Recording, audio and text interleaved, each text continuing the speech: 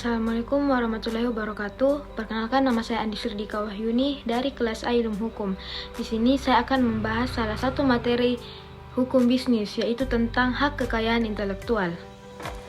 Hak kekayaan intelektual adalah hak eksklusif yang diberikan suatu hukum atau peraturan kepada seseorang atau sekelompok orang atas karya ciptanya. Pada intinya, hak kekayaan intelektual atau biasa disingkat dengan haki adalah hak untuk menikmati secara ekonomis hasil dari suatu kreativitas intelektual. Objek yang diatur dalam haki adalah karya-karya yang timbul atau lahir karena kemampuan intelektual manusia. Setiap hak yang digolongkan dalam haki harus mendapatkan kekuatan hukum atas karya atau ciptaannya. Untuk itu, diperlukan tujuan penerapan haki. Tujuan penerapan haki yang pertama adalah antisipasi kemungkinan melanggar haki milik orang lain. Kedua, meningkatkan daya kompetisi dan pasar dalam komersialisasi kekayaan intelektual. Yang ketiga, dapat dijadikan sebagai bahan pertimbangan dalam penentuan strategi penelitian, usaha, dan industri di Indonesia. Pentingnya haki. Lalu, bagaimana apabila kita atau hak milik orang lain tidak dilindungi? Sudah dipastikan akan terkena pembajakan. Sebagai contoh untuk di dunia pendidikan saat ini adalah marak adanya pembajakan buku.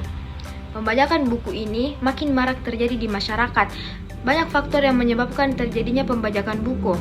Salah satunya adalah kurangnya penegakan hukum, ketidaktahuan masyarakat terhadap perlindungan hak cipta buku, dan kondisi ekonomi masyarakat. Sudah banyak pelaku terjaring oleh aparat, dan masih banyak pula yang masih berkeliaran dan tumbuh seiring tingginya permintaan oleh masyarakat. Untuk itu, butuh kesadaran dari masyarakat untuk mengetahui haki agar karyanya tidak diambil oleh orang lain. Berikut ini terdapat macam-macam haki. Yang pertama adalah hak cipta. Hak cipta adalah hak khusus bagi pencipta untuk mengumumkan atau memperbanyak ciptaannya, termasuk ciptaan yang dilindungi adalah ciptaan dalam bidang ilmu, pengetahuan, sastra, dan seni. Yang kedua, hak kekayaan industri yang meliputi paten. Paten adalah hak eksklusif yang diberikan oleh negara kepada investor. Lalu merek. Merek adalah tanda yang berupa gambar, nama, kata, huruf yang digunakan dalam kegiatan perdagangan barang dan jasa. Selanjutnya, desain industri. Desain industri adalah suatu kreasi tentang bentuk, konfigurasi, atau komposisi, garis atau warna, atau garis dan warna, atau gabungan daripadanya, yang dibentuk 3 dimensi atau 2 dimensi yang memberikan kesan estetis. Selanjutnya, desain tata letak sirkuit terpadu adalah suatu produk dalam bentuk jadi atau setengah jadi, yang di dalamnya terdapat berbagai elemen dan sekurang-kurangnya satu dari elemen tersebut adalah elemen aktif. Selanjutnya, rahasia dagang. Menurut Undang-Undang Nomor 30 Tahun 2000 tentang rahasia dagang, bahwa rahasia dagang adalah informasi yang tidak diketahui oleh umum di bidang teknologi dan atau bisnis, mempunyai nilai ekonomi karena berguna dalam kegiatan usaha. Selanjutnya, indikasi geografis. Indikasi geografis dilindungi sebagai suatu tanda yang menunjukkan daerah asal suatu barang karena faktor lingkungan geografis, termasuk faktor alam. Selanjutnya, prinsip-prinsip haki. Yang pertama adalah prinsip ekonomi. Dalam prinsip ekonomi, hak intelektual berasal dari kegiatan kreatif dari daya pikir manusia.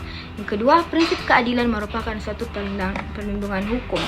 Yang ketiga, prinsip kebudayaan merupakan pengembangan dari ilmu pengetahuan, sastra, dan seni guna meningkatkan taraf kehidupan serta masyarakat. Yang keempat, prinsip sosial sebagai mengatur kepentingan manusia sebagai warga negara, sehingga hak yang telah diberikan oleh hukum diberikan perlindungan berdasarkan keseimbangan antara kepentingan individu dan masyarakat ataupun lingkungan. Demikian dari saya mengenai penjelasan tentang hak kekayaan intelektual. Kurang dan lebihnya mohon dimaafkan. Wassalamualaikum warahmatullahi wabarakatuh.